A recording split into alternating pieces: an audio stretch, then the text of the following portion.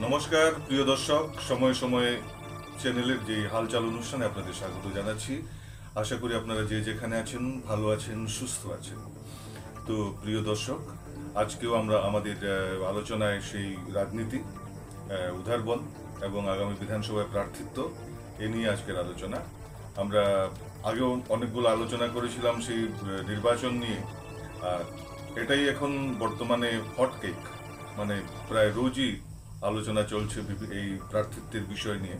কে প্রার্থী হতে পারেন, কে এগিয়ে আছেন, কে প্রচারে জোর দিয়েছেন উদারবন্দে বিজেপি দলের প্রার্থী হিসেবে, সেগুলো নিয়ে প্রায় রোজই বিভিন্ন মুখরোচক আলোচনা চলছে নাগরিক জীবনে, বিভিন্ন আড্ডায়। তো সে নিয়ে আমরাও যে খবরগুলো আমরা সংগ্রহ করেছি, সেটাই আপনাদের সামনে এখন আলোচনা করতে চাই। তো আমাদের আলোচনায় যাওয়ার আগে আপনাদের অনুরোধ করছি, আপনারা যারা এখন আমাদের চ্যানেল সাবস্ক্রাইব করেনি সাবস্ক্রাইব করবেন, ফেসবুকে আমাদের পেজ ফলো করবেন।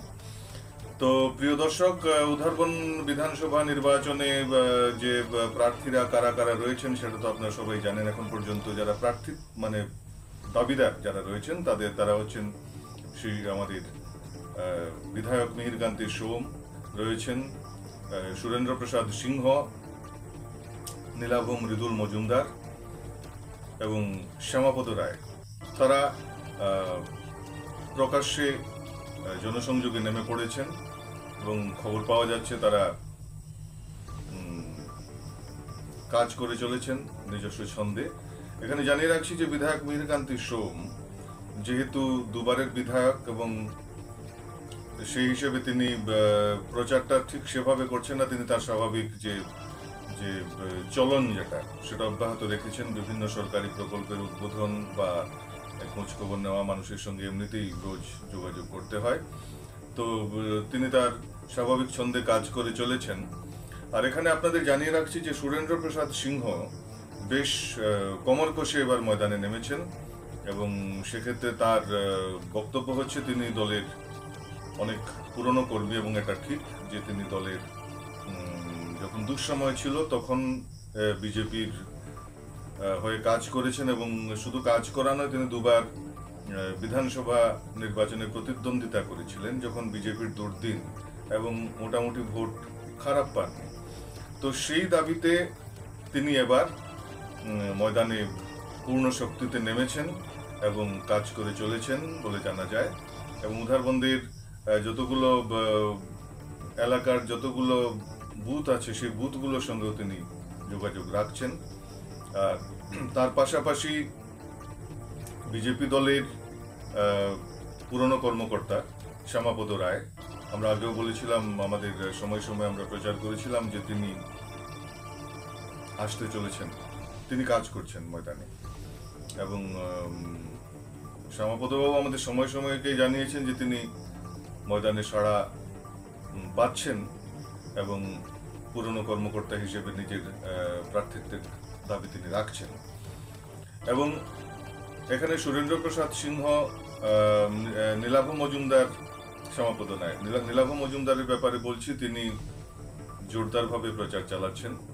প্রতিদিন তিনি ময়দানে যাচ্ছেন, ফিল্ডে মানুষের সঙ্গে যোগাযোগ রাখছেন। বিজেপি যারা কর্মী, পুরনো কর্মী, নতুন কর্মী, সবার আশীর্বাদ নিচ্ছেন। এবং তিনিও আমাদের চ্যানেলকে জানিয়েছেন যে ময়দানে তার ভালো সাড়া রয়েছে। তো মিহিরকান্তি সোম ছাড়া যে তিনজন প্রার্থীর কথা বললাম, তারা একটা কথা পরিষ্কার করে দিয়েছেন যে দল কাকে প্রার্থী করবে না করবে সেটা দলের নিজস্ব ব্যাপার, দলীয় হাইকমান্ডের ব্যাপার। কিন্তু যিনি প্রার্থিত্ব পান না কেন, তারা সর্বশক্তিতে কাজ করবেন দলের জন্য, এরকম একটা কথা তারা বলে রেখেছেন। তো আপনাদের আগেই বলেছি মিহিরকান্তি সোমের যে সুবিধাটা হচ্ছে তিনি ক্ষমতায় আছেন। ক্ষমতায় থাকলে প্রত্যক্ষ প্রচার না করলেও চলে। সরকারের বিভিন্ন যে স্কিম আছে, জনমুখী প্রকল্প, সেগুলোর সুফল নিয়ে জনগণের আশীর্বাদ পাওয়া যায়। সেটা প্রার্থীর উপরই পড়ে, প্রার্থীর উপরই জনতার আশীর্বাদ বর্ষণ হয়।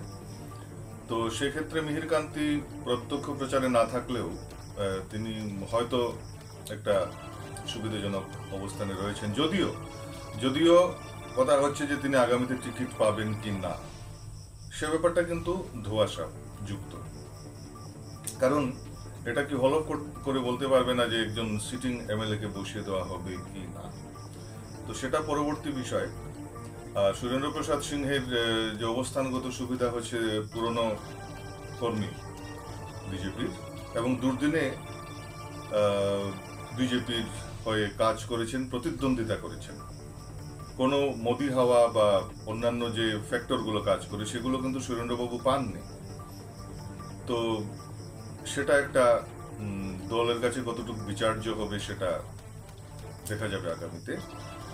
নীলাভম মৃদুল মজুমদার তিনি যদি অন্য একটি দল থেকে এসেছেন, কিন্তু বিজেপির অনেক গুরুত্বপূর্ণ দায়িত্বে রয়েছেন বর্তমানে, এবং তাকে দল বিভিন্ন কাজে লাগাচ্ছে আমরা জানি। তো সেদিকে মৃদুলবাবু আগামীতে ছাড়পত্র পাবেন কিনা সেটা ভবিষ্যৎবাণী করার আমাদের দায়িত্ব নয়, কেউ সেটা করতে পারবে না। এবং রইলেন শ্যামাপদ রায়। শ্যামাপদ বাবু দলের একজন নিষ্ঠাবান কর্মী, তিনিও দলের দুর্দিন থেকেই দলের সঙ্গে আছেন এবং আরএসএস এর সঙ্গে তার ঘনিষ্ঠতা রয়েছে। তো যে নামগুলো আপনাদের বললাম এর বাইরেও এখন প্রায় প্রতিদিনই নতুন নতুন নাম সামনে আসছে, নতুন নতুন নাম আসছে সামনে থেকে। সেগুলো তাদের কতটুকু প্রার্থিত্ব লাভের সম্ভাবনা রয়েছে সেটা বলা কঠিন। তো সেই নামগুলো এখন আমরা চর্চায় আনছি না, পরিস্থিতি আরেকটু পরিষ্কার হলে আমরা সেটা সামনে আনবো তাদের নাম। অনেকে কৌতুক করে বলছেন যে প্রার্থিত্বের দাবিদারের সংখ্যা প্রায় হয়তো 25-30 ছাড়িয়ে যেতে পারে উদারবন্দে, এই পর্যায়ে চলছে। এখন দেখার যে বিজেপি কিসের উপর গুরুত্ব দেবে প্রার্থী চয়নে, নিশ্চিত জয় না প্রার্থীর পুরনো ব্যাকগ্রাউন্ড, তো সেটাই দেখার। তো আগামীতে আপনাদের সামনে আবার আমরা যে নতুন ডেভেলপমেন্ট গুলো থাকবে সেটা নিয়ে হাজির হব। আর আমাদের পাশে থাকার জন্য আপনাদের অনেক অনেক ধন্যবাদ।